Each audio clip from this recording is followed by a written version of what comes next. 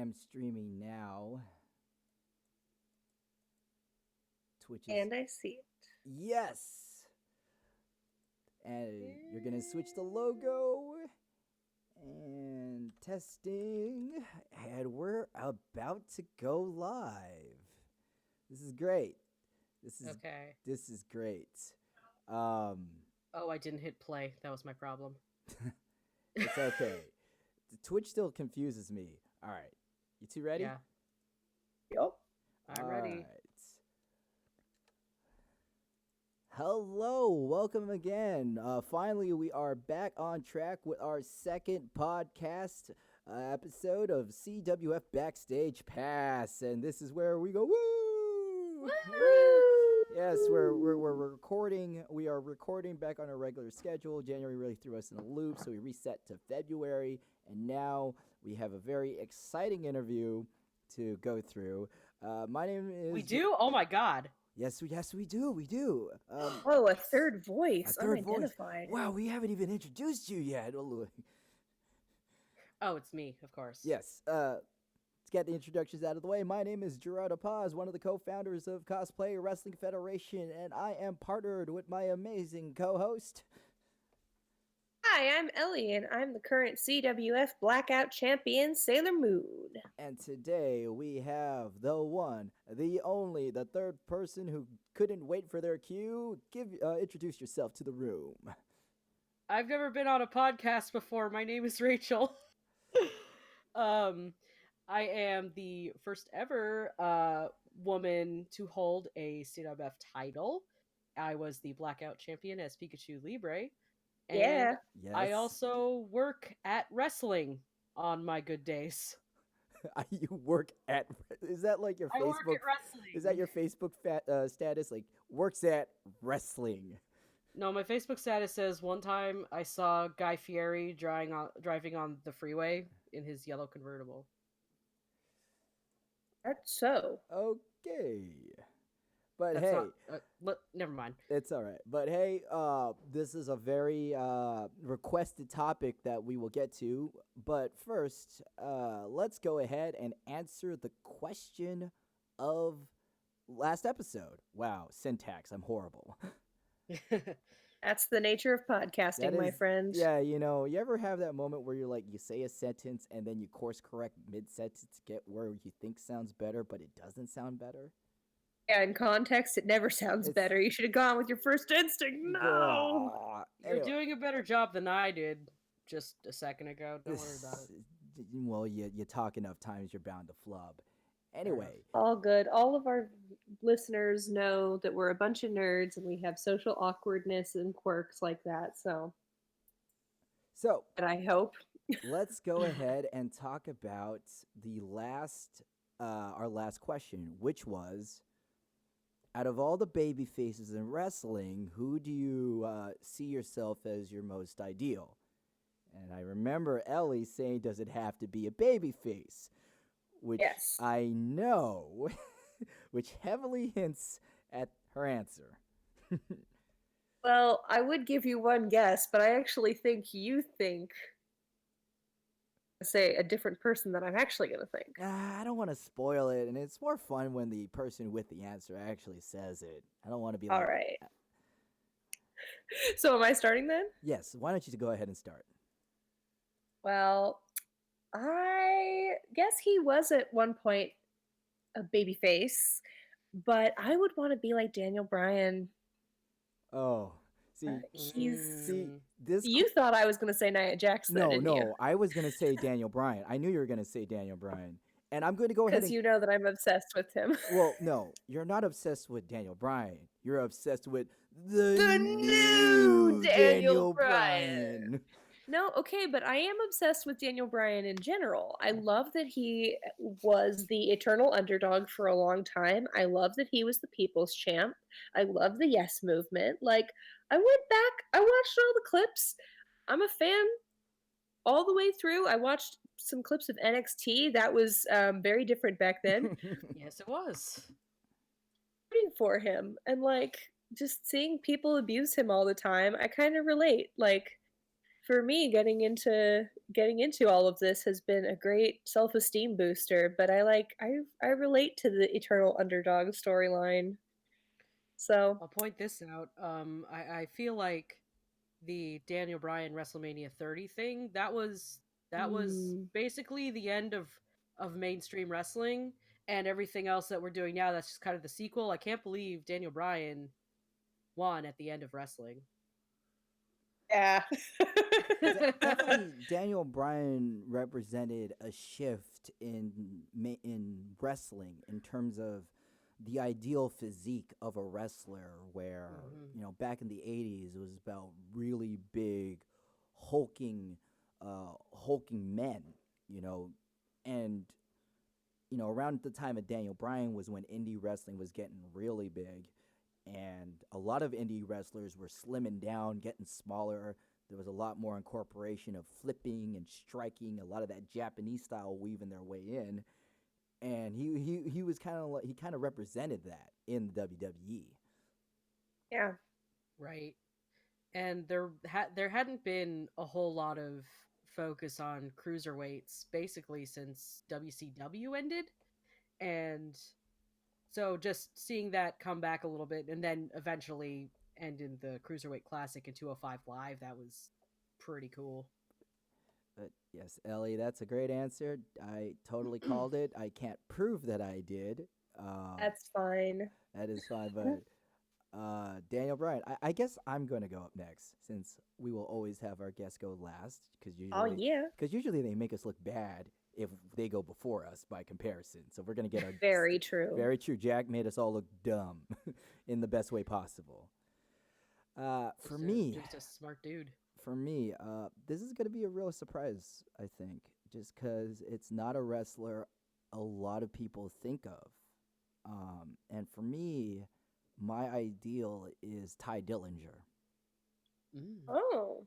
I think about Ty Dillinger a lot. We do. We think about Ty Dillinger a whole lot in this house. Oh well, you're a very blessed house, Yes, and we are. the reason why I think about Ty Dillinger, and I like to say he's my ideal. I mean, there's a lot of people you could choose from, a whole wealth. But for me, about Ty is that his story about he was in developmental Mm.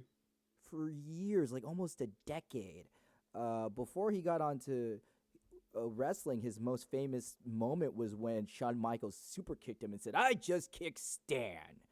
That was Ty Dillinger, and I didn't Oh. know that. That No rules. way. that's him. Go watch the clip. It's Ty. And in fact, all the other clips actually say, "Whoa, he a perfect 10 kick."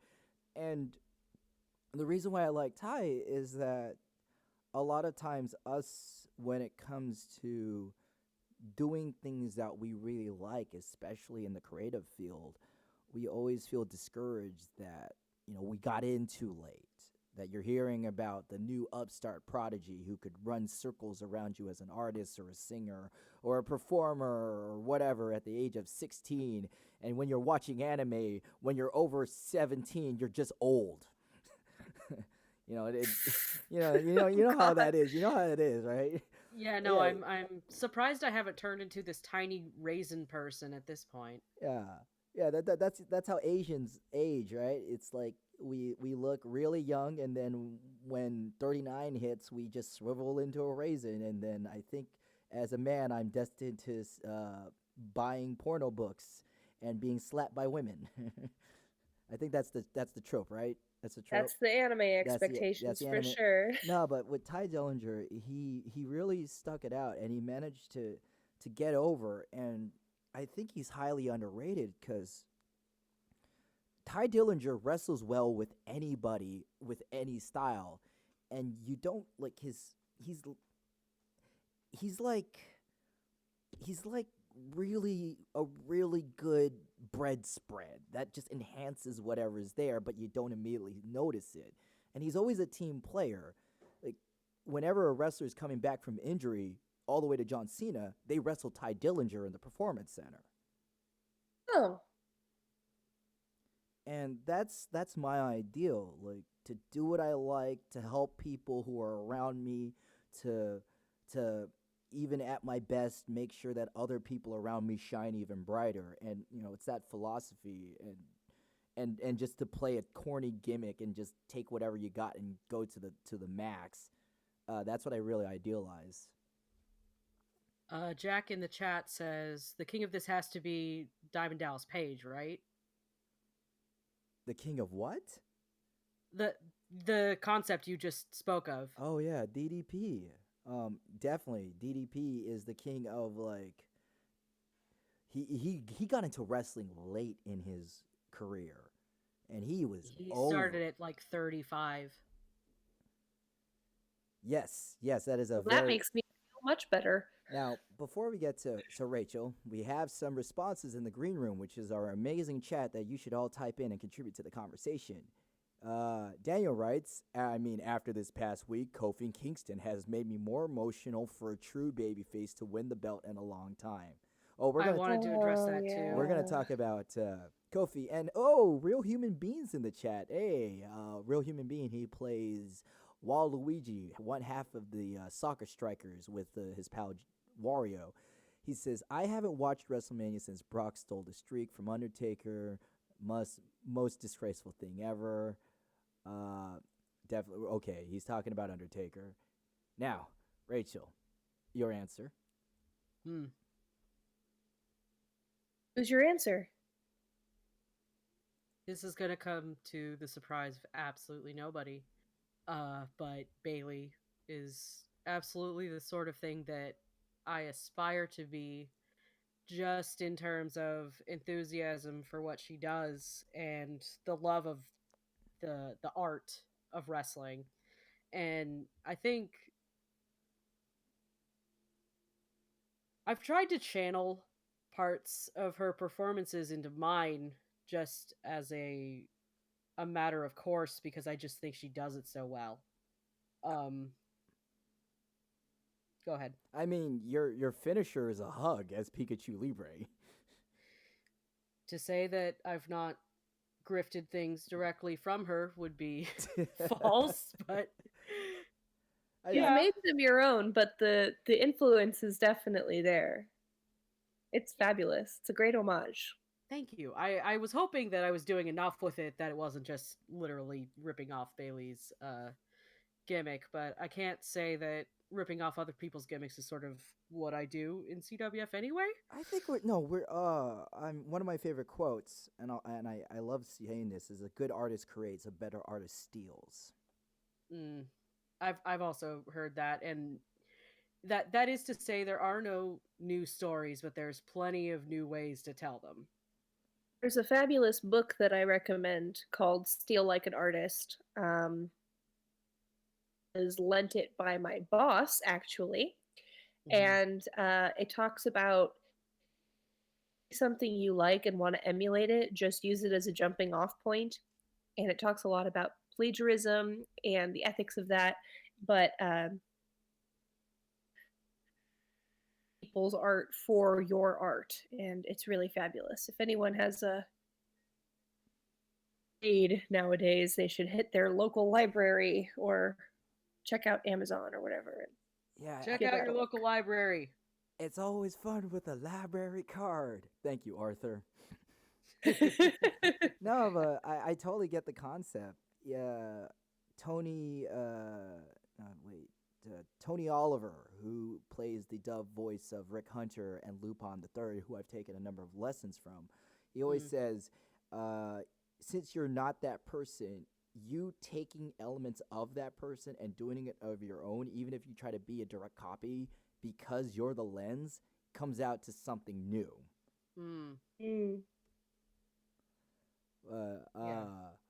Yeah, I totally see Bayley. In fact, a lot of our fans, when they talk, it's like, oh my god, Pikachu Libre is just like Bayley. I love her. Oh god.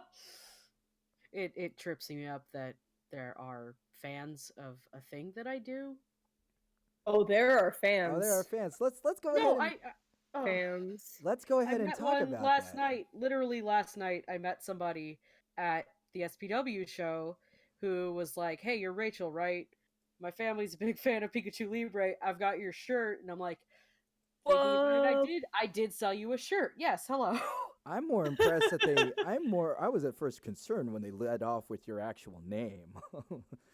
Oh no, like they also know me from SPW Okay. and Spay and everything. So, Rachel, let's talk about you. Okay, if we must. Oh, Tell us about yourself. yeah. Okay. So let's talk. I mean, we asked this question a lot. So, how did you first get into CWF?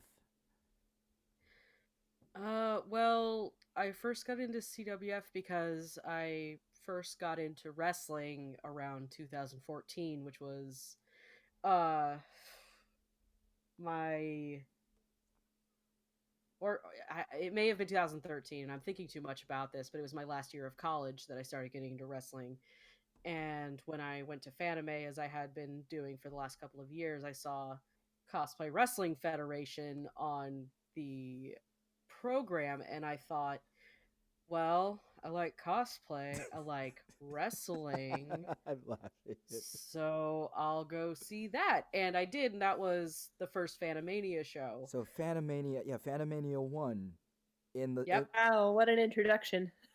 Yeah, and if you look at the VODs, you could see somebody wearing like a green wig and like a rainbow jumpsuit. That's me. yeah. And then I saw that the person running it was that guy that my friend Diana introduced me to, that cosplayed Uncle from Jackie Chan Adventures. She's talking about me. Yeah, that's the I one. was gonna ask. Because When's So, Uncle yeah. gonna make his CWF debut then, oh huh? no, I can't. I think that would be unfair. that I would think be he'd be too over. it would. Oh no, like Someone's gotta challenge Skeletor, am I right? Yeah, and that bitch is Pikachu Libre. I mean, what? Oh yes. Oh my god, I'm so there for that coming back. yeah, strange. Eventually, Strange maybe. Hill writes Fanimania 1 was the start for a lot of us, and yeah. I just wanted to jump off what Rachel said is that Rachel and I have always kind of like we've always been friendly acquaintances beforehand because of our mutual friend Diana, and we're both into JoJo. So every time at a Yep. gathering, we would see each other because Diana is always freaking friendly to everyone. So Diana is probably the biggest JoJo fan in the US. Shout out to Diana. I bet you she wouldn't hesitate to remove like an extra vertebrae or a rib so she could like bend forward or backwards that much more or something. She's just a nice person. Yeah, she is. And so that's where Rachel and I kind of knew each other, but it was only when she submitted her app was when I really got to know her. Mm. Yeah, got to know me as the John Moxley mark that grew into the person I am today. And cosplay in Northern California is so like such a small world community. It really is. It's a lot smaller than people think and a lot more interconnected than we give it credit for. Absolutely. But what about your debut? Why don't we talk about that? So, Yeah, why don't we talk about that, G? Why don't we talk about the embarrassing thing that happened to me? I don't think anybody is proud of their attempts to get on the show. Well, I Yeah. guess I wouldn't know because I wasn't able to see anybody else's auditions. But why don't we talk about that? So, you see the application for Anime Los Angeles, right? Yes, I did, So- and I thought, I guess I'll go there because Diana's going, and we can share a room, and I really like the old promos that John Moxley did, usually like in front of a motel room or in somebody's garage. And so I thought, hey, I'll come up with a character who can be like John Moxley. And I love Silent Hill, so might as well go with Heather Mason. And I'd cosplayed her before years prior. And so I went into the garage with all of the cobwebs and the laundry machines, and I'm like, all right, I'm gonna go do this really dark, intense sort of promo. I'm gonna knock it out of the fucking park. And then it was really quiet and awkward. Oh no. It was not good, and I'm glad that most of it that the video itself I have no I no longer possess, and I am actually thankful that ALA was not taped in any capacity Yeah, because my performance was similar. I want to give some perspective to the application because there's a section that says describe your character in detail, and after Fuck that off. is an excerpt from your speech. Fuck off. And Rachel, in her gung ho-ness, wrote her promo word for word in I the wrote a fucking essay. She wrote the essay, so I just see this gob of text. I had no idea how much you wanted. You didn't put a character limit. There was also excerpt. You know, that might be a good idea moving forward, though. Well, Google Forms does have one, I hope. Yeah, Google Forms did. We didn't use Google Forms at the time. You just told us to send an email to somebody. It was a RTF document that you filled out and sent it back to us. And Yes. Rachel wrote her entire video promo onto this.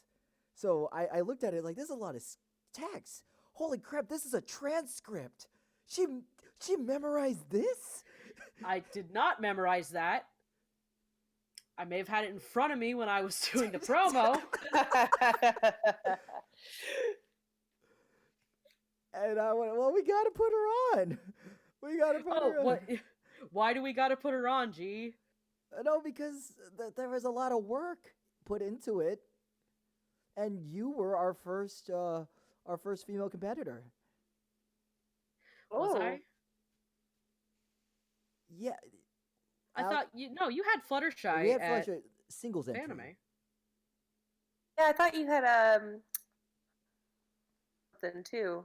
You had a Homura. Our first female competitor entering that show. Fair enough. That's true. Okay. We had Homewrecker. We've had Rimfire. We've had Fluttershy. We had Base Madoka. But this was the first actual hardcore indie wrestling grungy based singles women entry we had. And if you're gonna write that much, it would be a stupid move to let all that work just float in the wind. I suppose. I don't like to. I don't do things by half measures most of the time, to my benefit and detriment. I mean, it's the reason I'm not wrestling right now is that I didn't have the time or the money or the dedication to actually do it fully and with all of my effort, and that's kind of how I ended up working at wrestling, not as a wrestler. But yeah, so tell us more about that journey. Yeah, I really want to hear this too. Okay, this is actually another embarrassing story. So Donovan Troy works for us on occasion as our announcer at Cosplay Wrestling. He is also an announcer at basically every Northern California wrestling company that exists nowadays. We like to say he is the most booked man in Northern California, and it's only half a joke. But after Fanimania 4, I did not do well that time. Fanime 4 was one of our roughest shows in terms of how some wrestlers were treated. Yeah. Was that Metaton? No. Metaton was Fanimania 3. 3, right, okay. And for Fanimania 2, I did Heather, but a enhanced, better performance of Heather than was at ALA. And so after that, I was pretty upset because I had done not so well at various shows prior to that, but I'd never been booed off of the stage. So for the most part, I was just disappointed in myself, and I was worried that I had disappointed everybody who thought I could put on a good show. And so people probably spotted me in tears afterwards, which is, again, this is why it's an embarrassing story. But I've got anxiety, and I worry a lot about letting people down.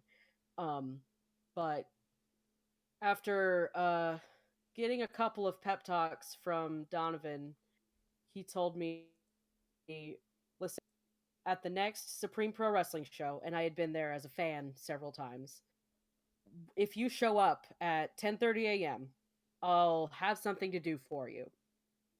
And I thought, oh, I can actually work I can go to the show but do work there. And I hadn't even like considered that at that point. So I did show up. I was given the task of ringing the bell, and from then, I was also given the job of making sure that everybody's entrance jackets and gear gets to the back, so nobody trips on it. And from there, Donovan started to say, "Hey, do you want to try announcing?" And I thought, no, I'm afraid. I could see that. That was if that whole story. If this was a movie, you would just see, you would hear the orchestra swell where Donovan's, "Oh, do you want to announce?" It just build and the crescendo. No, boom. No, part of I have anxiety. Do you not understand, dude? I did not say no. What I said was, sure, I'll give it a shot. And I did, and then I found out, like, and at this time I had also been trying to actually train in wrestling, but I didn't have money, so I was mostly just training before shows when we had set up the ring up, and just try to learn as much as I could at the camps, and I will be forever grateful to Sir Samurai for letting me do that. And so that didn't work out, because not just because I'm squishy, anybody can become a wrestler if they have the time and dedication. I had Amen. neither the time nor the dedication or the money to actually get it done correctly. So I thought, I'll give announcing a try. I just like to participate. And from then on, he started training me in announcing, and basically, with enough trial and error, I kind of came into and practice, lots of practice. I still practice to this day. I am now kind of booked at East Bay Pro Wrestling as their regular host and announcer. Woo! Woo! As of last month. I guess the main question I have is what aspects of being a ring announcer that go either unappreciated or are underestimated? Because, like, somebody be, I could say a wrestler's name. Give me the mic. Yeah, no, it's there's a lot more to it than you'd expect. Having had vocal training in the past, because at some point when I was a little bit younger, I was just like, I want to learn how to sing. And so I took voice lessons for a little bit, and that helped me with just, like, modulating my breathing and figuring out how to project. It's acting. You have to put as much hype into your voice as the match deserves, and you have to make sure the crowd is with you the entire time. And not only that, the announcer adds authenticity to the performance because it takes place in its own little world.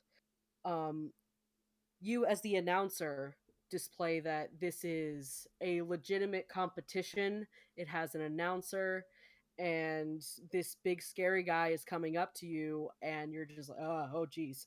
It's adding authenticity not just in what you do, but in how you act. And that's what I learned is so fun about being an announcer is I'm not just saying the names and people are clapping for the names. It's I get to be a part of the story, and I've been writing stories since I was 13. This is precisely in my wheelhouse. This is what I love to do. So you help make. You're not just an introduction. You help the wrestler make the first impression. Yeah.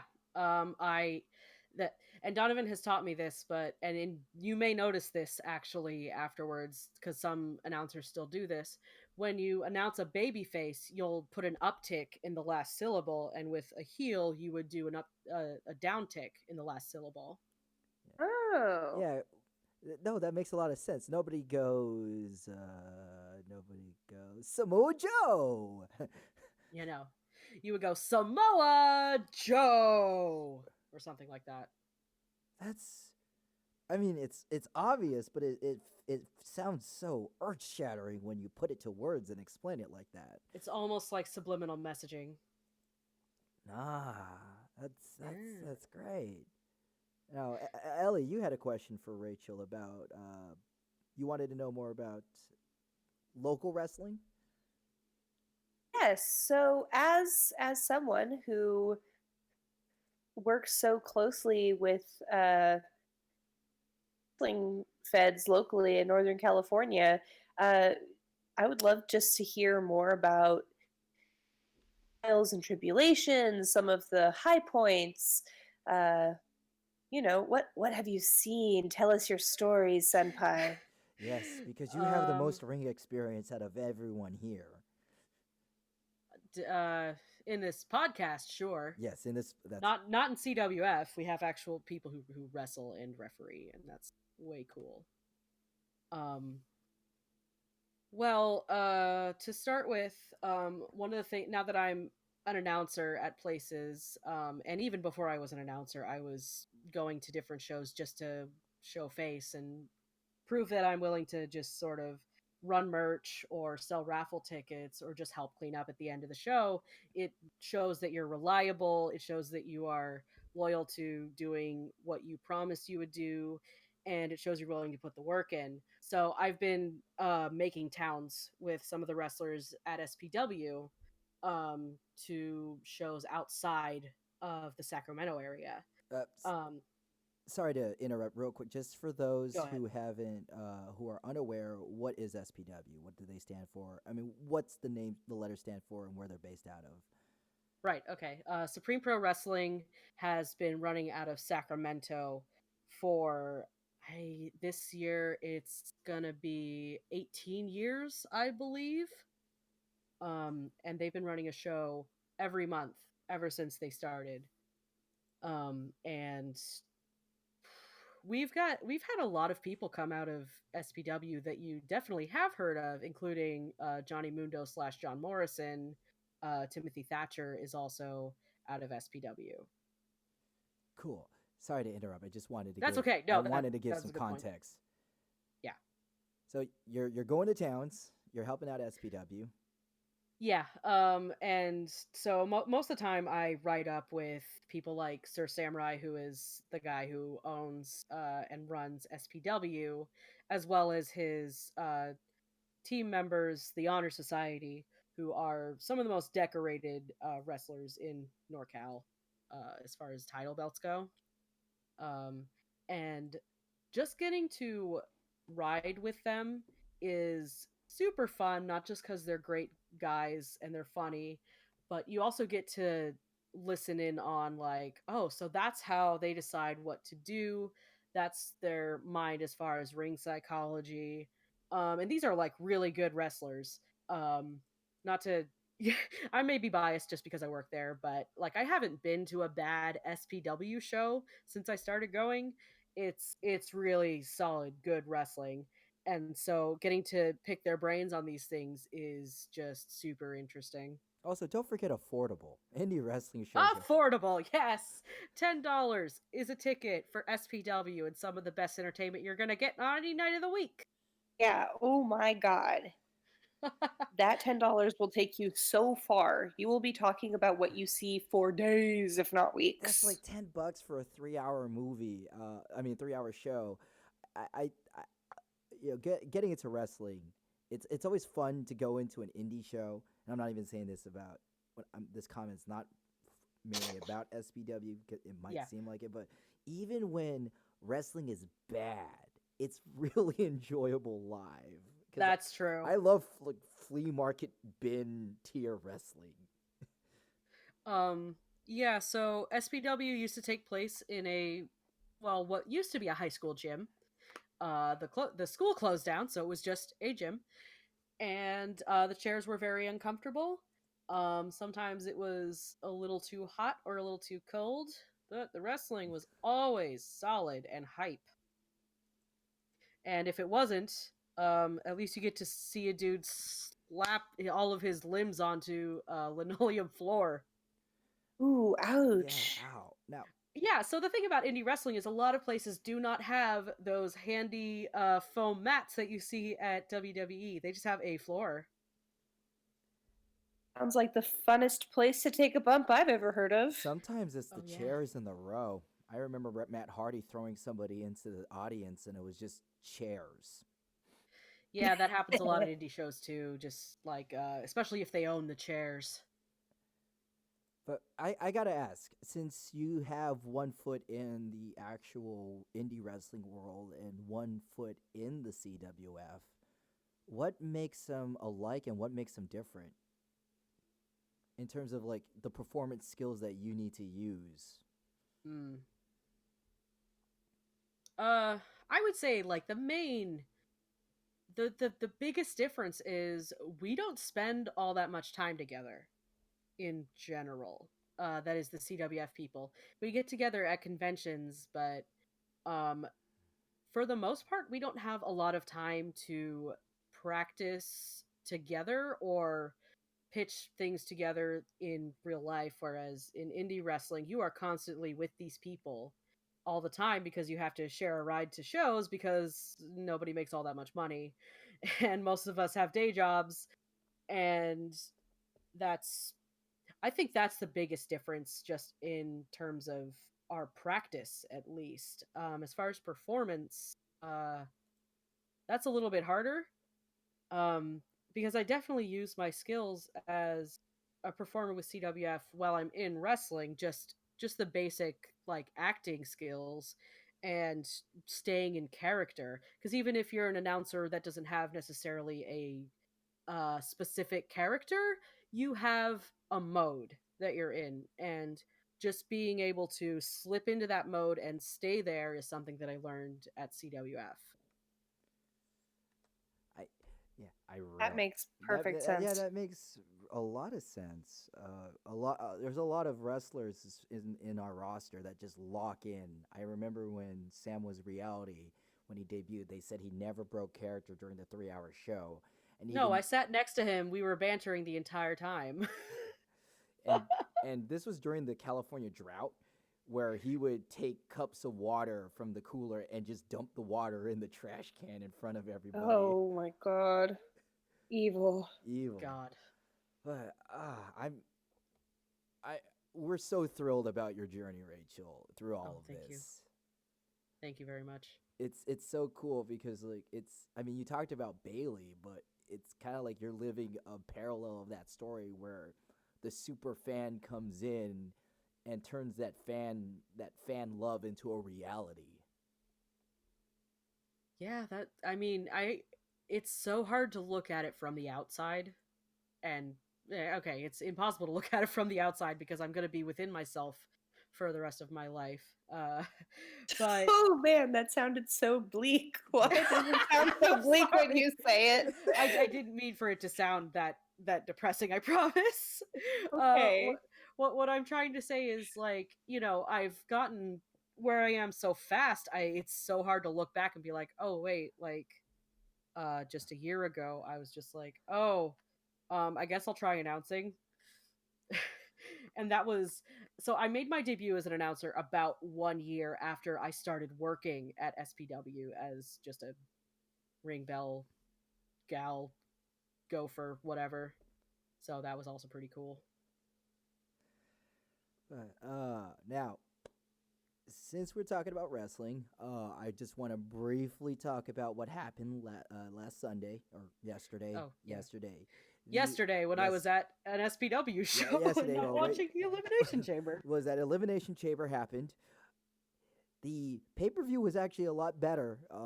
So we had two really good pay-per-views, Royal Rumble, Elimination Chamber. But we're just gonna fast forward and just talk about how Kofi Kingston's amazing. Kofi Kingston. Wait. No mention of the women's tag team titles? Sasha and Bailey got the tag belts. That's really cool. I did not see the match, but like I've been Rewind to that. I am so sorry. Yes. I mean, Sasha and Bailey, long overdue. Actually, tag division, long overdue. That too. I'm just so thrilled. Me too. And those belts looked awesome. They look really good. Those are very nicely designed belts. Brian. So I guess when they introduced the belts, I'd been thinking of buying a replica belt for a while, but I was like, I don't want one of the men's. They're stupid. The women's ones look kind of like toys. I'm not into them. And now there's a that I would absolutely buy. And I'm so excited for them to start selling that so that I can buy one. Please. Well, I mean, Wait, so one? the thing is, Don't you need two? well, that would be twice as much money. That G. is very true. That's And very I she's mean- true. she's only one person. She can't have both of them. I do kind of think of myself as the Mrs. Moneybags of CWF. And if they only came in a pair, I would definitely still buy it and then like loan the second one out to people Yes. probably. See, so apparently, But apparently WWE sells their title belts like windshield wipers. Because I just found out, I forgot that you have to buy. They don't come paired together. You have to buy them one at a time. Oh God. Idiot. Oh Right? no, but Ellie, you have to understand that like prior to the current era that we're looking at, the women's belt was the Divas belt, and it was a big pink butterfly. It was a butterfly. Kevin, It had Kevin loves the feathers. butterfly belt. Listen, the butterfly belt is gorgeous. However, it does definitely split them in terms of design because the men's is just like a wrestling belt, and the women's was like, girl, It pink does. butterfly. It does look like something Polly Pocket would accessorize with. A little bit, yes, yeah. And it looks like the sort of thing Mattel could put on an action figure to sell to girls. yes, and I am not. This is not to say that femininity and feminine things are not necessarily good, but there was a clear split, is what I'm saying. Nowadays, the women's belt looks like the men's belts, and Yes, personally, So- I think that's a good thing. I agree. And I do think that the white leather looks,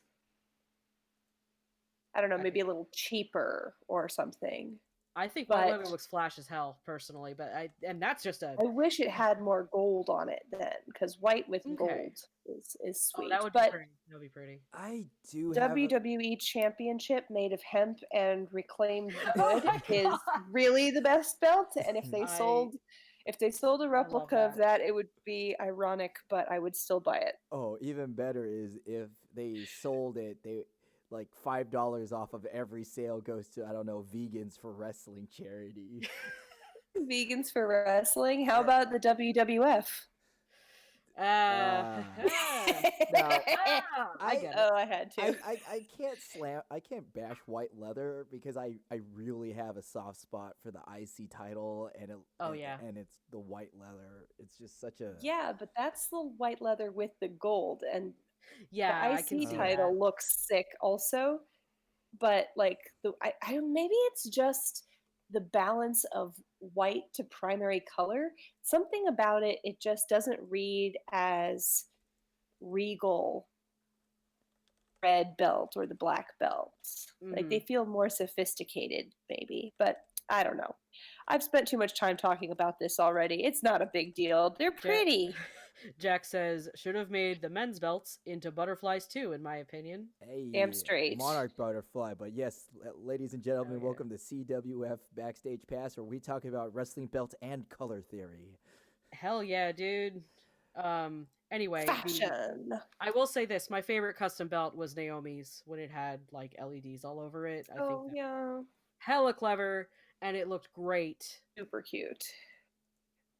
And the fact that they were letting a woman put her own spin on a belt was just like, yeah, finally we're starting to make it. We're starting to make it. Make every belt a Beetle belt, actually, says Jack. And any Kamen Rider fans in our audience here? Because I feel like they would probably agree with Of course. Well, everybody knows my favorite Yeah. Kamen Rider, that. Do we? Kamen Rider G. Oh, Damn it. Walked right into that one now, didn't I? Dude, Kamen Rider G, his belt is a wine opener. True. Black Freight wait, is... like literally? Yeah, That's... Black Freight is Wes, right? Black Freight is Jeremy, Super Mario. Jeremy, damn it. I'm terrible. He says in the chat, never liked the current women's single champion belts. They're the male ones, but smaller. That feels like they aren't recognizing women's contributions. It's like they're stuck in the shadow of the men's divisions and they deserve more. I mean, and I can see that too. Like, if they could come up with a design that is distinct, but not necessarily like, this is the belt for women. It is just women, girliness, pink. That's what girls like, right? That would be ideal, I think. It's definitely. I can't really comment because I don't know anything about championship belt design. So, I mean, neither do I. I just know what I like. That is very true. Now, the women's match, I gotta say that I never really liked Sonya Deville because I called her the diet Shayna Baszler, but I was eating my Jesus. no. Ouch. It was because it's like everything she did, her gimmick and her movesets, Shayna Baszler did better, but she was I mean, I'm not going to argue with it when you're making a point. Sorry. No, but she looked amazing here. Like, I think I like this new outfit a lot more than that Xena outfit she had. The pants, yes. With the pants, and when she threw that spear, I like audible. I yelled out, "Damn!" Yeah, I mean, they both have mixed martial arts backgrounds, so I can see how like their gimmicks might intersect at times. But and especially since they're both heels at the same time. But Sonya Deville definitely has like a more cold sort of like elegant exterior to her, whereas Shayna is very much, she's the queen of spades. She's just like, yeah, I don't care, I'm gonna kick your ass, dude. Whatever. I think what showered me on Sonya was her shadow boxing, where she looked away while boxing. I'm like, ah! Oh, rule number 1 of boxing: don't. I can see that. I understand. She would shadow box, and then, granted, this was back when she was first doing the gimmick, and her fist wouldn't fully retract it. She would turn her head to the side, where it's just like, hey, look at me. It almost looks like, hey, what's up, teacher? I'm punching, and I'm just going like, you're supposed to be a super deadly fighter, and you're.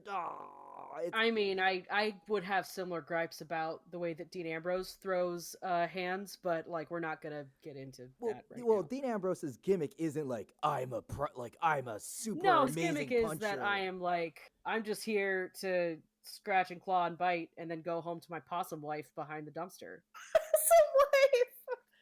I was wondering when that is not a stretch. I will say this. That is not anything to do with Renee Young. Renee Young is a beautiful woman and not a possum. It's just that before that was a confirmed thing, Dean Ambrose fans had the running joke that he was like married to a possum, and they had children that he was their stepfather. This is an in-joke, and no one actually cares about it. But, yeah. Amazing. The match. Your Ellie, your take on the match, real quick. Oh gosh, I thought it was super engaging, super fabulous. I think the standout to me was actually Mandy Rose. I did not know she had it in her to vertical suplex somebody. Oh no, Mandy Rose is like, we joke, Jill and I joke. She's like an Alexa Bliss that can wrestle. Yes. Alexa Bliss can wrestle. Shut up. She's really fabulous, though. I mean, like, I did not expect her to be able to do those power moves. I thought that it was very ambitious. They did a lot of absolutely fabulous choreography throughout the whole match. All of the teams had great moments. My girls, the Iconics. Oh, yes. Definitely had an excellent moment. You mean Australian Mean Girls, right? I just love them. If they were married. They're not actually married in real life. I just wish they were.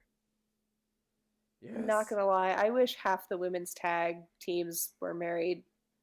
Yeah. I love Mandy and Sonya. There's only 2 types of tag teams. You're either siblings or you're married.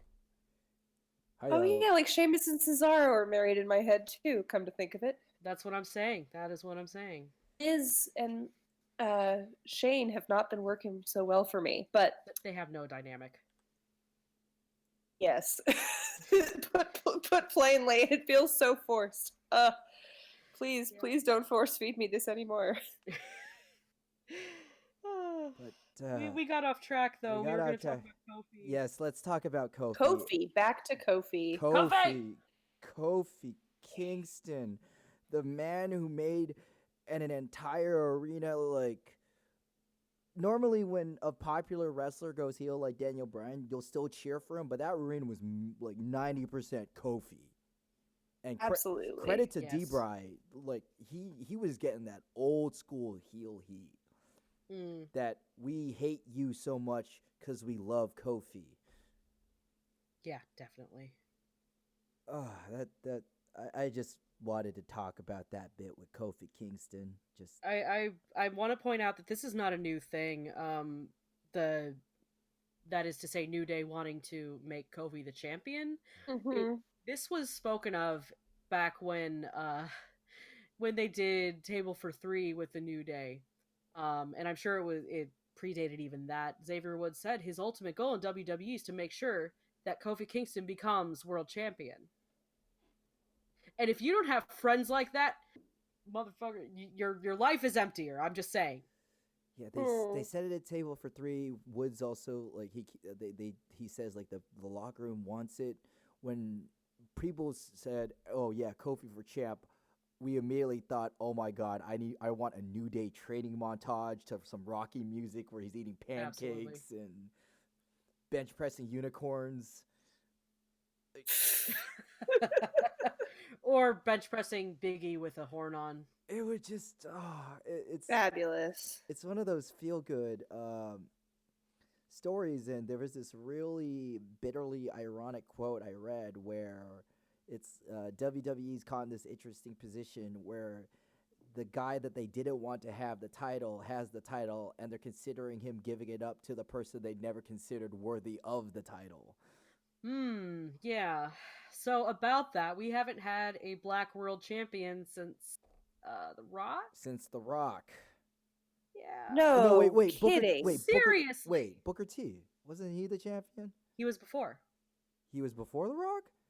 I believe so. No, wait. Was he a the champion? King Booker era. Well, no. He was King of the Ring, dude. Regardless if that's Booker T, then that's still a long line. The point is, it's been a while. It's been a while.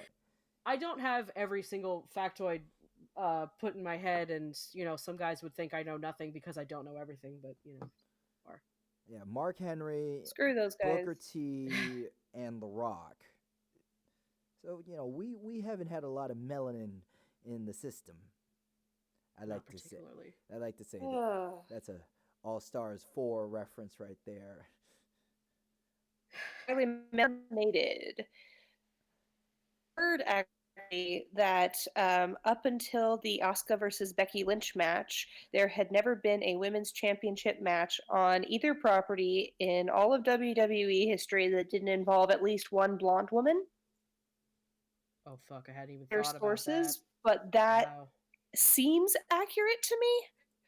I wouldn't dispute it. It sounds like it might be accurate. So sad, man. Hey, I mean, that's why things like the Mae Young Classic are just so heartening, because there's just such a diversity of people. and let's transition into the main topic tonight. Now I know that we skimped on Elimination Chamber, but this is the topic that we want to talk about. And we run the show, so we get to do what we want. We're not WWE, and your opinions don't matter. Ah, ha, ha, ha, ha. Wow, you need to cosplay Stephanie McMahon. Can I? Oh wait, not for CWF, just in general. All right, No, just do it, dude. let's rewind. Rachel, Ellie, what did you want to bring to the topic for this podcast today? I wanted to talk about women's wrestling. Particularly, I want to talk about the recent Mae Young Classic and other things that are happening just in the world of wrestling, even outside of WWE. Right, and with this is a frequently requested topic by our listeners and by members in our team. So I'm gonna go ahead and let Rachel and Ellie take the stage for this one, and I'm gonna hang back and only chime in with any extra observations. So take it away, you two. This is gonna be good. Yeah. Okay. So Mae Young Classic seems like a good place to start since that's what we were just talking about, right? Right, exactly. And I I actually did not make it through the entire Man Classic because I waited too long to actually watch it because I'm a procrastinator. And I haven't finished it yet, but I made it to episode 5, which was ended with Mako Satomura versus Mercedes Martinez. And I meant to watch that today, but I kept getting distracted with my foster cat and working from home. So To be I'll let fair, you talk about that one. it's a really cute cat. Amen. Yes, this cat is quickly becoming difficult to part with, but that's a problem for me and not a problem for our listeners. Yeah. So in general, the Mae Young Classic brought people from all over the wrestling world and the world at large. We had people from China. We had one woman from India. Several Japanese wrestlers, and it's just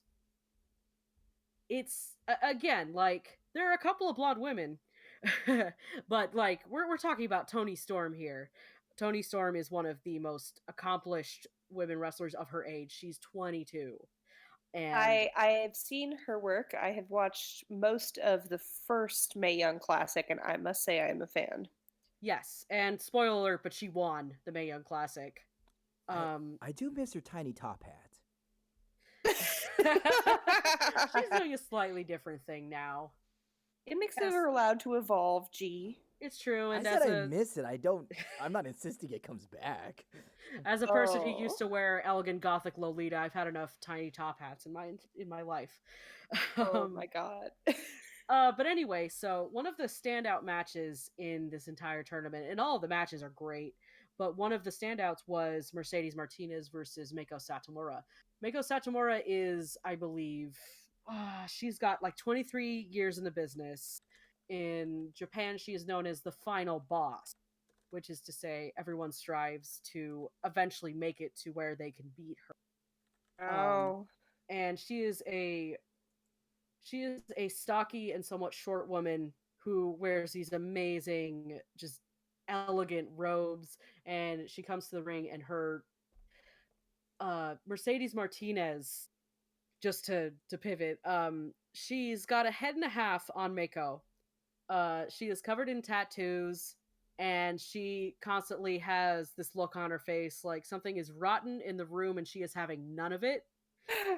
Don't forget the giant lip ring. That's a great way to Also- describe it. Yeah, she's also got facial piercings, right? She fucking wrestles with facial piercings, and that's how you know she's a bad bitch, and she's not here to suffer any shenanigans.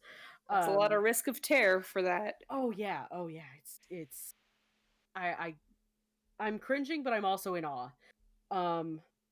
Which is a lot of that's kind of, I can say that about a lot of wrestling, but Mercedes has a head and a half on Mako. But when they get in the ring, you'd never know that there was a size difference between them. Mako does not fear, and she does not waver, and that is the coolest thing about her. And Mercedes is there every step of the way, matching her like submission for submission. And they called it like a clinic on mat wrestling or submission wrestling, and that's a pretty good descriptor of it. They're just wearing each other down at full strength the entire time. Highly recommended to anybody who likes wrestling at all. Like, I would put that in match of the year territory with everything else, like on the main roster or the main shows. What made the match even more amazing was, even like, a lot of people make fun of Michael Cole and Renee Young on commentary, but every time Mako Satomura came out, and especially when these two fought, they said like, this is a privilege watching Mako Satomura wrestle. And I think somebody said, maybe it was Renee, if you want to wrestle, take notes. Mm-hmm. They put this thing over. It was treated so seriously in the best way possible. Mm-hmm.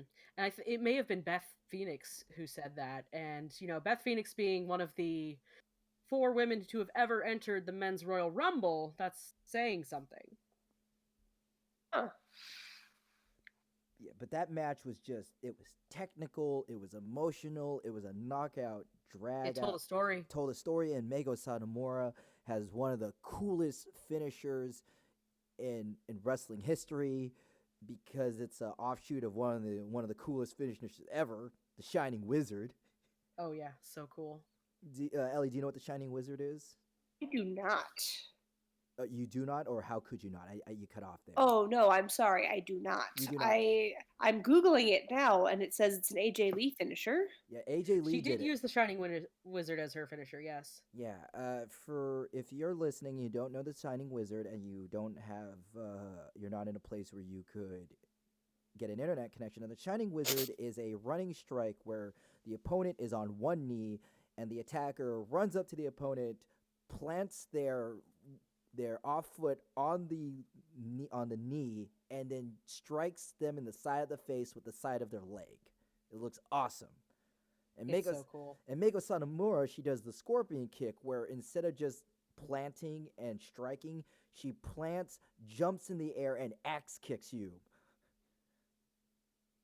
It's something right out of a cool. fighting game. It's out of Tekken, right? Yeah. My jaw dropped when I saw that move. There's a reason she's called the final boss.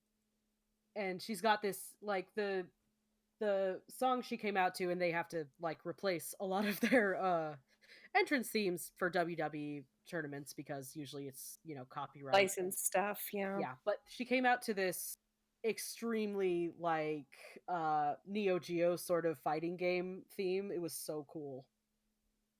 Oh, that is sweet. It is. And it's, like I said, like, you can't go wrong with the Mae Young Classic. Like, pretty much every match is good, and most of them are great. And you're seeing things like Casey Catanzaro, who was an American Ninja Warrior competitor, who is she's, petite, and very muscular. And she was seeded in the first round against Reina Gonzalez, who is a fucking monster truck of a person. She's so tall. And Casey beat her.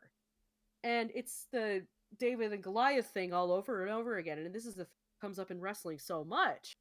But for the most part, WWE would hire a lot of women that are around the same size for various reasons, and I'm not going to necessarily get into that, but it's just so heartening to see, like, Vanessa Craven is also, like, just this giant Amazon of a woman, and it's just really cool, Yes.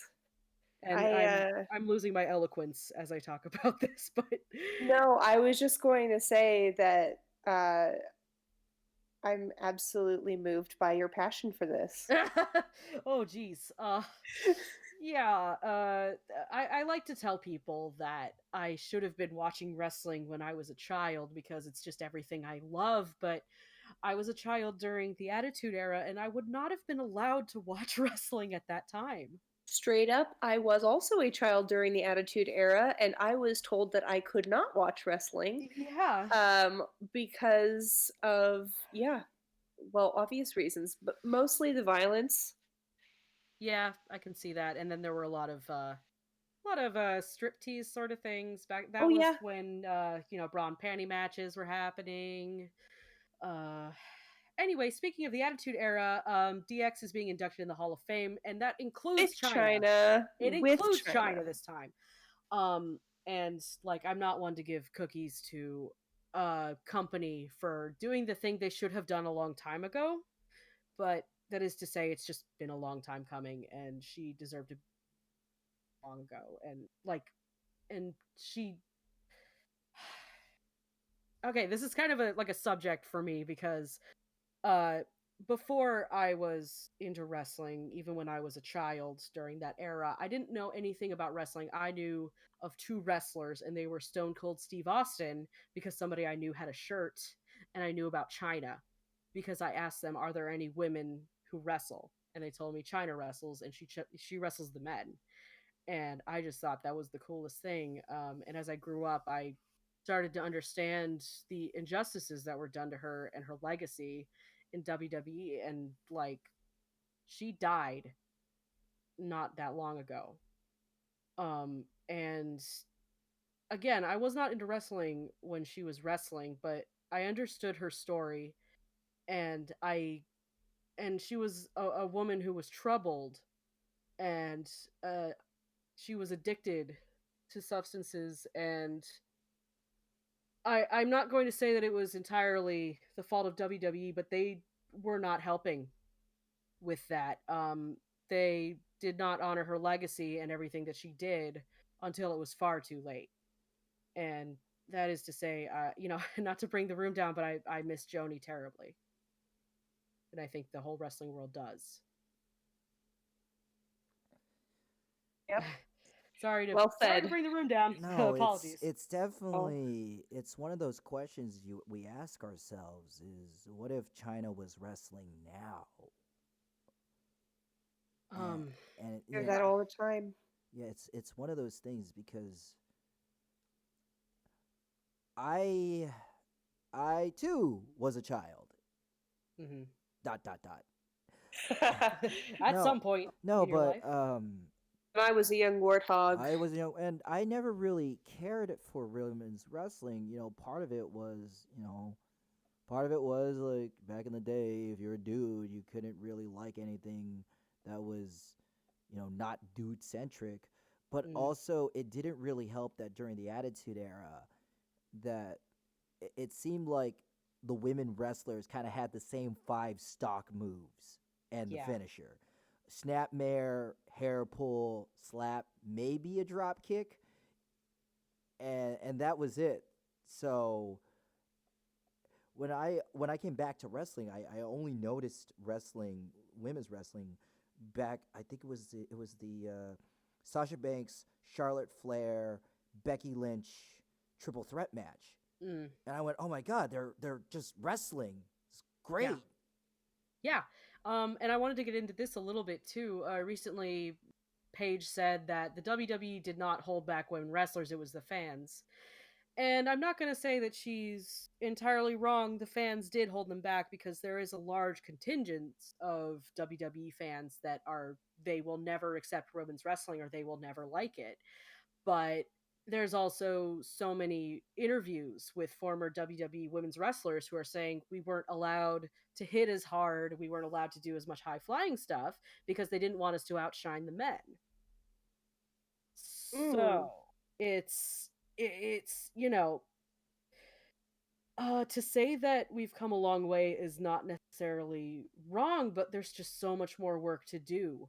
Because even now there's stupid storylines with like, oh, I think my husband might be cheating on me with this other wrestler, and that makes me angry, and I'm going to fight this other woman for it. And walking in on Alexa Bliss when she's got her top off. And, there's so much gross stuff that still happens, but then there's also the Mae Young Classic. And I was saying this before the podcast started, like, there's always going to be really good stuff in wrestling, but sometimes there's so much garbage that it's hard to enjoy it. And, like, there's always going to be great moments with women, and then there's going to be men in the writer's room who are just like, yeah, I want to see part of her tits. Yeah. You're not wrong. That's my take on it. Good but hot take. It's I mean, and we all know that women can go just as hard and just as well as the men if given the chance. Mandy Rose, vertical suplex. It can happen. It's true, and I will point this out. I wanted to say this before. Alexa Bliss is a Bratz doll, whereas Mandy Rose is a Barbie doll. That's the difference between them. They're very different characters. Just saying, and Alexa Bliss can wrestle. I will die on that hill. She is the reason I think I got invested so much in WWE. I've been thinking a lot about the storylines that were happening and like characters that were involved. And I talk a lot about Nia Jax and how seeing Nia Jax just be this, all buff, like lifts other women over her head and breaks their backs with her knees kind of lady. Like, was very inspiring for me. But I think what really compelled me was the storyline of betrayal between her and Alexa Bliss. If I hadn't hated Alexa Bliss so much for what she did to Naya, I don't know if I would be on this podcast right now, you know? Yeah. She Yeah. is a very compelling villain and She is also hilarious. she's very good, like, on the mic, and I will acknowledge she doesn't like to take bumps, and there's a lot of wrestlers out there like that. And why should she be any different? Like, why should she be held to a different standard? Yes. And that's another thing about women's wrestlers is you have to be, like, amazing at wrestling. You have to be so good. You have to be better than everybody else to be considered, like, legitimate at all, when there's guys who can just sort of coast, and that's fine. Mm. And even the Alexa Bliss and Nia Jax thing was a little bit gross, because, like, Alexa Bliss is a survivor of eating disorders, and, like, making fun of being told that she has to make fun of Nia Jax for being, like, bigger than her is not that cool, and I wasn't a fan of it. Oh, wow. I did not know that about her. They're Yeah. also BFFs in real life. They are. They're Yes. such good friends. I actually had to look it up. It wasn't until I saw some shoot interviews of Alexa that I was like, oh, okay, she's not actually this awful. Excellent. But it is a testament to her acting then that she could deliver those lines without a twinge of pain or regret or, discomfort. And I'm going off on a tangent, but I do want to speak a little bit to Alexa Bliss, just because I think her journey is just amazing. Because when she first debuted in NXT, she came out with a sparkly tutu. She blew glitter at the camera, and she was like this little magical girl. And that in and of itself was really good. I enjoyed that. But then she fought Alicia Fox, who was down for, like, they were having a tournament for the vacated NXT Women's title, and she beat Alicia Fox in her debut, and did this amazing gymnastic sort of stuff. And then as she was walking back up the ramp, she'd gotten her mouth was bleeding. So she had this big beam on her face and blood on her teeth. And I'm looking at that and I'm like, oh, that gal's going places. That is hilarious. That's gonna stick with me for the rest of my life. It's just like, she is having a great time. She's living her dream. She has gore on her pearly whites, and she is having a great time. I'd seen her entrance because I watch a lot of, like, research, I should say, while I'm at work, which is not to say that I'm not working. I just do a lot of data entry. So, something to break up the monotony a bit. And one of my favorite things is just to watch, like, entrance compilations.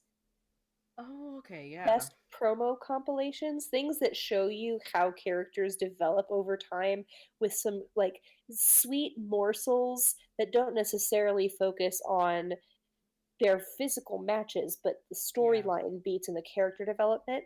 And I have seen her entrance where she blows the glitter and wears the tutu. I've seen it at least once, and I remember thinking,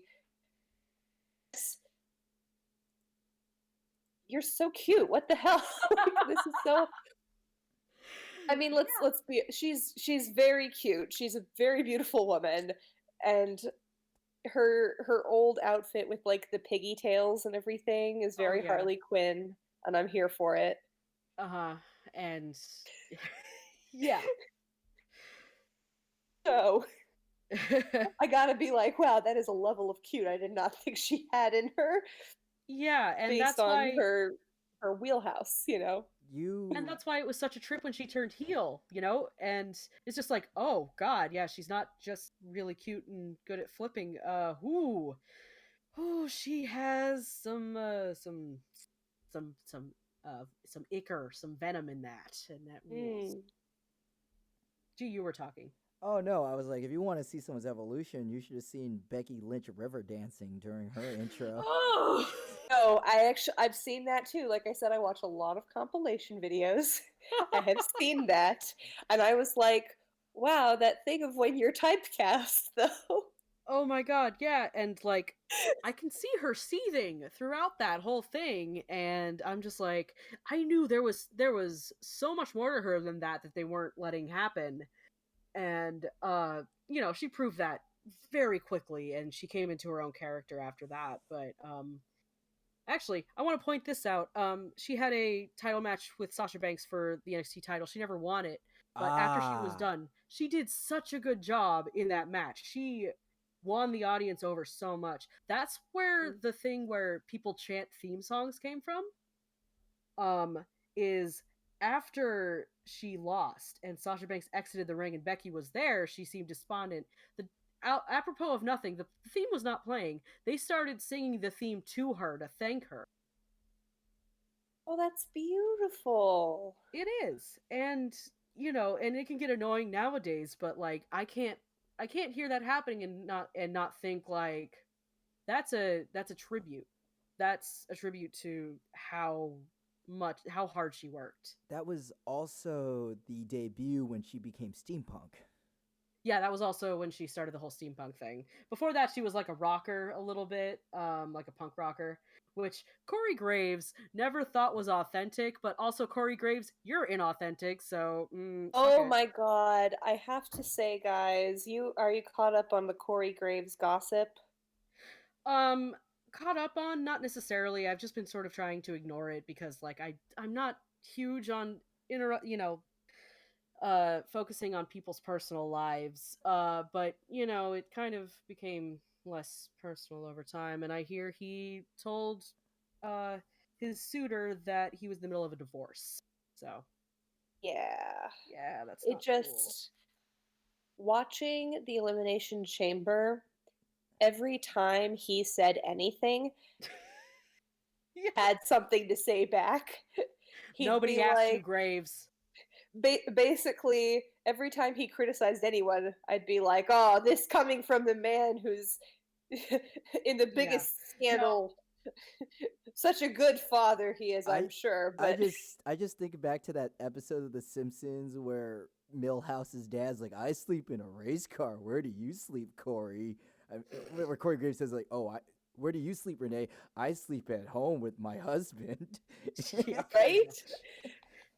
Oh my god. I'm actually a little bit heartened by this is something. This is gonna sound fucking weird, but I'm a little bit heartened by it because Corey Graves is catching a lot of flack for this, as he should, and less so with Carmella, because usually when the woman is on the side of this, she gets a lot more venom than the man does when it's kind of been a two-way street, and even this time it seems like it's less of a two-way street.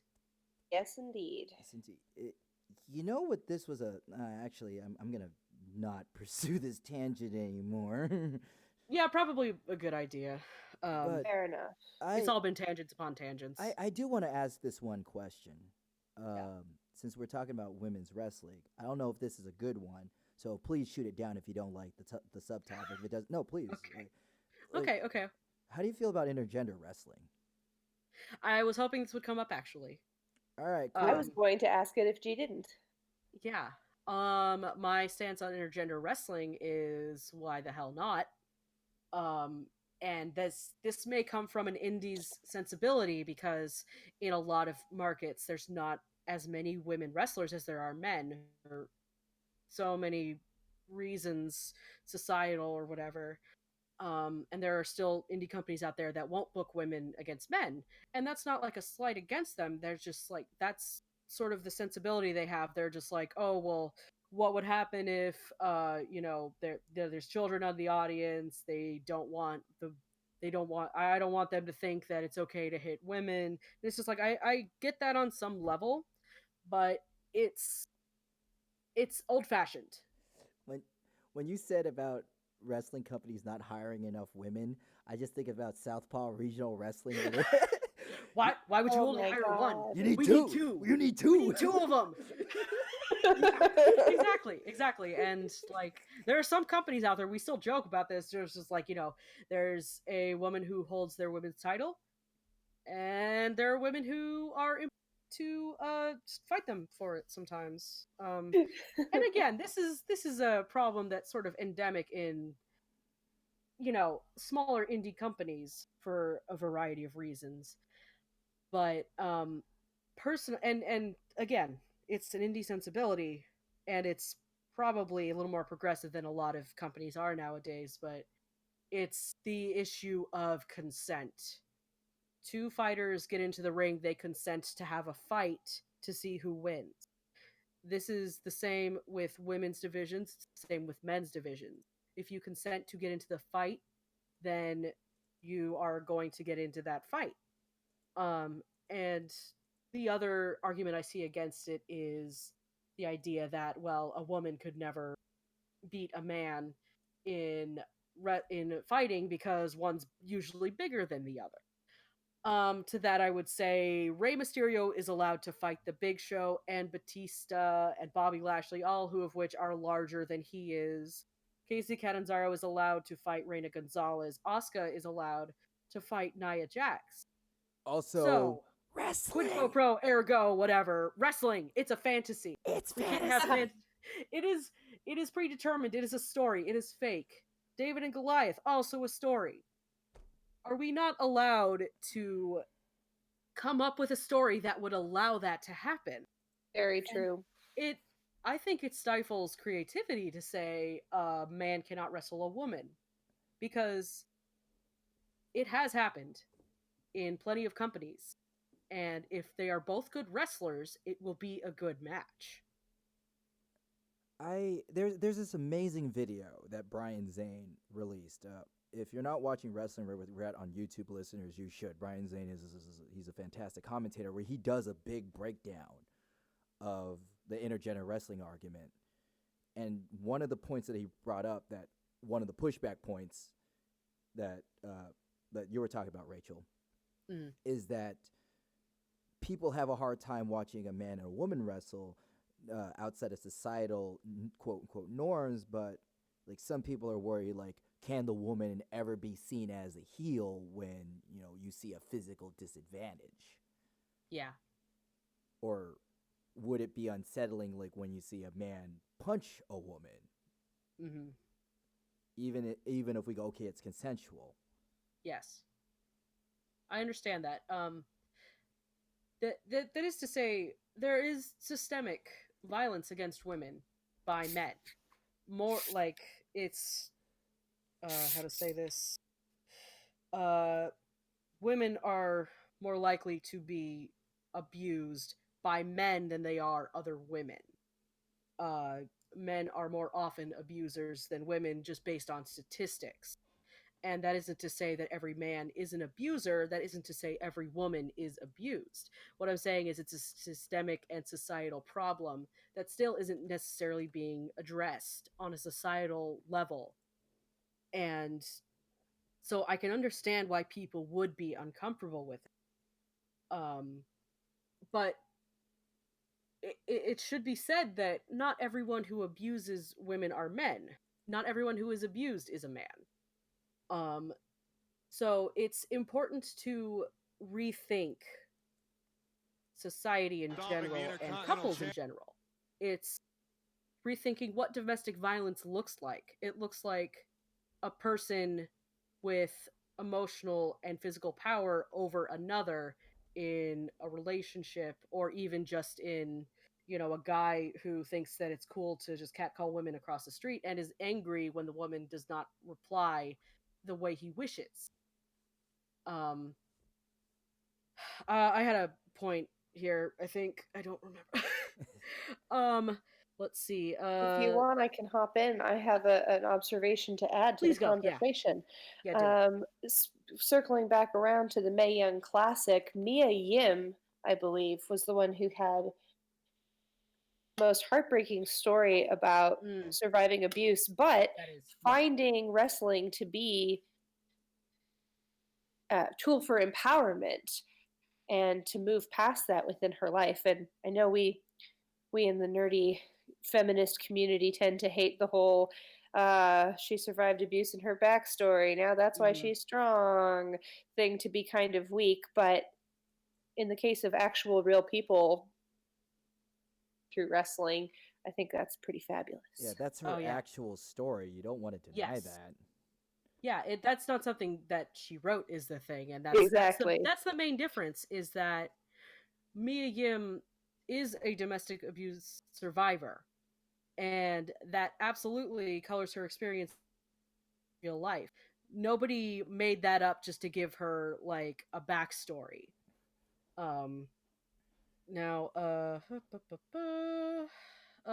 So Jeremy in the chat says WWE does have to be careful about intergender wrestling since they have had a dicey history on their men/women interactions, like the Gene Snitsky Kane storyline.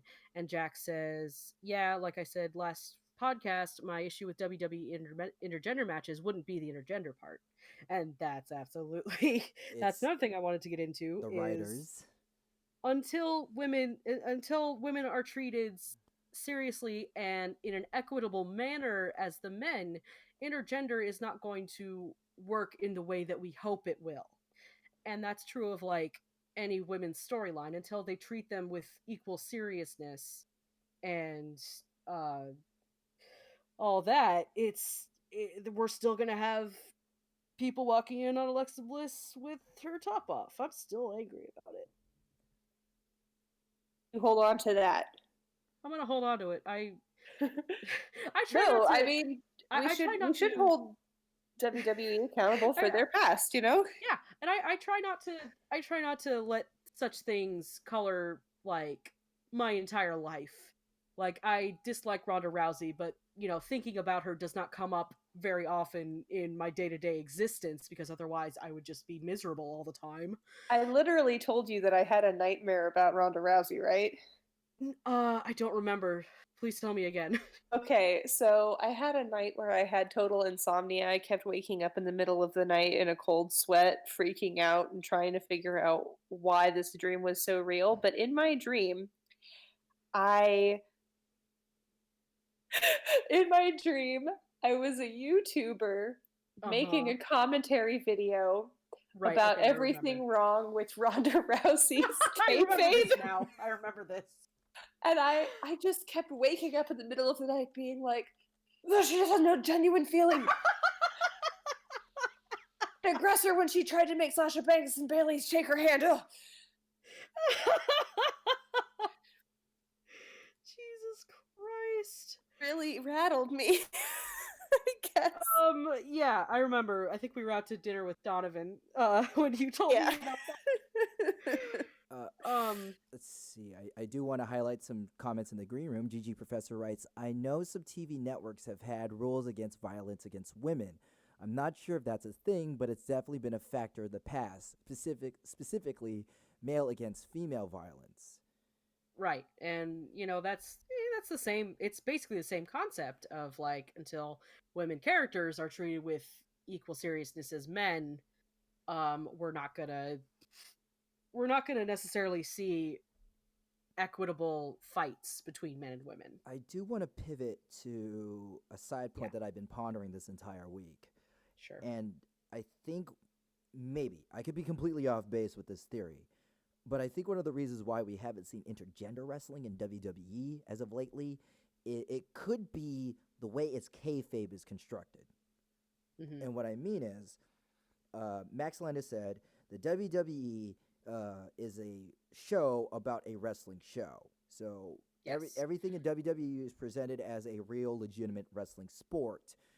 Mm-hmm. And as such, in almost every real physical wrestling sport, especially contact, it's divided into genders. Yes. Okay. And I get that. And Max Landis is actually a garbage human. But he said one thing that made sense once, and that was the thing he said that made sense. It's true. Like, honestly, he's not a good person, and like whatever points he made in Wrestling Isn't Wrestling that are true is sort of colored by the fact that he's a domestic abuser. And again, I don't want to I keep getting into these fucking things, but that makes sense. However, the thing that he said. It is the way that it's presented in kayfabe is that, you know, like any quote unquote legitimate combat sport, it is separated by gender. But I'll also point out that I'm not going to say kayfabe is dead, but it is approached in such a different manner nowadays that I think they've already lifted the veil a little bit, and they can't keep denying that they haven't. Like, they can't have the McMahons come out and be like, hey, we're gonna listen to our fans now because we love you so much, and then they're heels the next show and then expect us to swallow it without expecting us to be like, yeah, this is a fantasy world, you know? Yeah, that is a good point, because one of the feds I watched that that had the smoothest transition to intergender wrestling was Lucha Underground, because its kayfabe was underground blood sport. Yes. So it's just like anybody who wants to fight fights. So when you see freaking Sexy Star fighting Mil Muertes, they're like, well, it's a underground fight club. I could. Yeah, of course. Yeah, of course. Why for the course. Yeah. You know, and you have probably seen Io Shirai, who has just been signed to NXT recently. She was in Lucha Underground as a secret, like, she was in a group of ninjas who broke Pentagon Jr.'s arm, like, a lot. Like, a lot. Ooh. Good match, by the way. But yeah, that, and again, like, I see intergender wrestling in a lot of the shows I go to, just because, again, it's indie wrestling. There's not a lot of women. One of my best friends in wrestling she recently made her debut. Her name is Eliza Hammer, and Yes, I am such a huge fan. yeah, no, she rules, and like, she half of the people she wrestles are dudes, because that's who's available. And again, she okay, now I'd have to start tooting my own horn and talking about matches that we had at SPW, if you don't mind. Please. Sir Samurai, I've mentioned him before, had his 1000th match last his 1000th match total in his entire career last October. Oh boy, that's a lot of matches. He's been wrestling for, like, I think 12 years, something like that. And his big match for the Halloween show was a gauntlet match against all of the students who have graduated or have done enough work in the training academy to have a match on a show. Oh, didn't Jack talk about this last episode too? I feel like I feel like they must Yes, have. possibly. Yeah, I think so. Possibly, yeah. But so Sir Samurai had, like, I think it was 6 match segments in one match. He fought one guy, then he fought like 2 guys at a time. He fought like 2 other singles matches. The last one was Eliza Hammer, and they each had a match gimmick, and the gimmick with Eliza was she wanted a hardcore match. So she came out with a kendo stick, and she said, we're going to have a hardcore match right now. And so they've got chairs. They're hitting each other with kendo sticks. At some point, they both end up in steel chairs. They're sitting in the middle of the ring. Eliza is slapping the hell out of Sir Samurai, and he's not really reacting. And she's like, come on, hit me. And she's like screaming at him, like, hit me. I'm not a woman. I'm a wrestler. And oh my God, the pop that went for that was just like, oh, we felt that. We were just like, yeah, we're wrestlers. There's, gender is not a thing that applies. And so it ended with Eliza taking a back bump onto some thumbtacks, and that was, woo. It's funny because before she was telling me, like, I want to do hardcore matches. I want that to be my thing. And then she takes a back bump onto some thumbtacks, and she's like, that really hurt. Haha, never mind. No, she still wants to. It's you know, she's just really cool. But yeah, so and that's she's doing a storyline right now in in SPW. Part of it came up as like, oh, this is a woman, I'm not going to fight her, blah, because heels do that. But the storyline is she is still a student, and Scoot Robertson, who is another wrestler in SPW, her trainer doesn't think she's ready. But like, people wanted her to get tagged into that match. They were all about it. They want to see her wrestle. And Scoot's just like, you're not ready. You're not ready.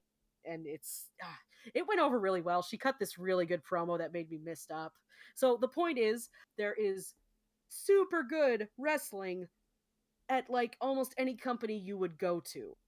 Go to support your local wrestling company. Go to shows. There's always going to be something really cool that you're not going to see anywhere else. And affordable. And affordable. It's affordable. I cannot stress this enough. It is so affordable to go see wrestling. Well, since we've gone on quite a long time and should probably think of wrapping up, do you want to promote any be performing at in the near future with these feds? Yeah, might as well. Again, I am regularly booked at East Bay Pro Wrestling in Pacheco, California. I am also booked regularly as an announcer at Supreme Pro Wrestling in Sacramento.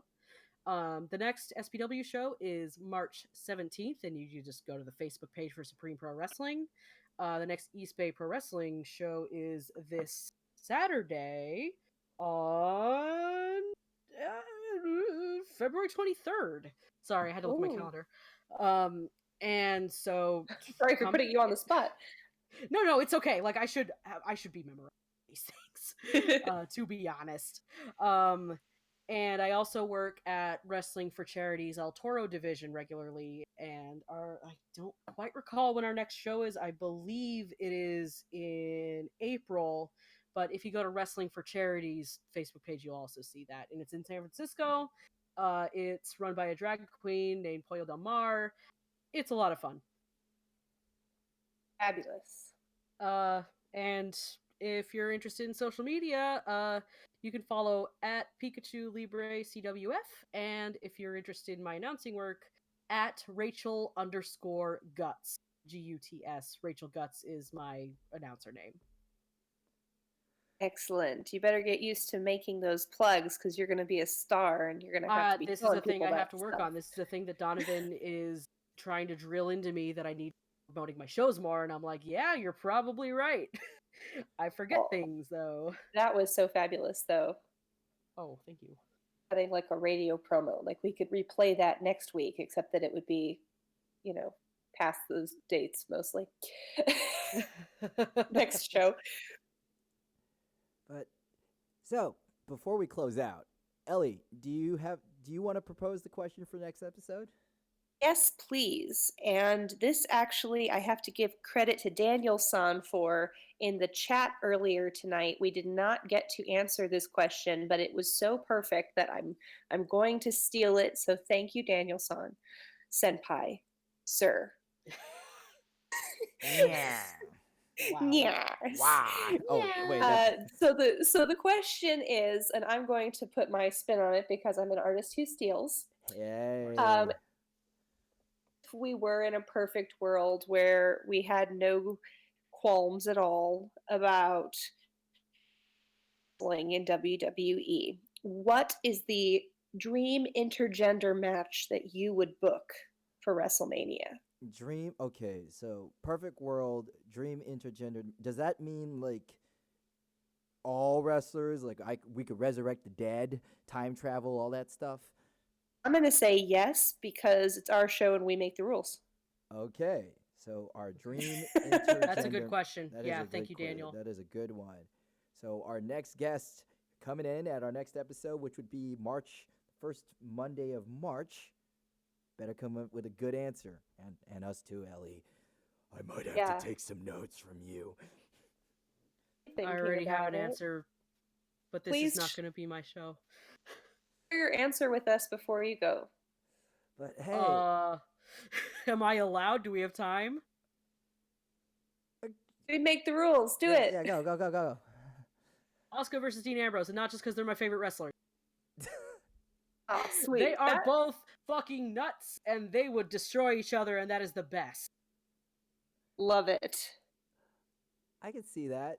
Oh my god. Yep. All right. Yep. I'm not gonna say anymore because I don't want to give away my answer for next time. Of course not. Yeah, we gotta think on this 2 weeks, G. Okay. We gotta try to outdo whoever's gonna be our guest. We have a poor track record on that. But hey, Rachel, thanks for joining us.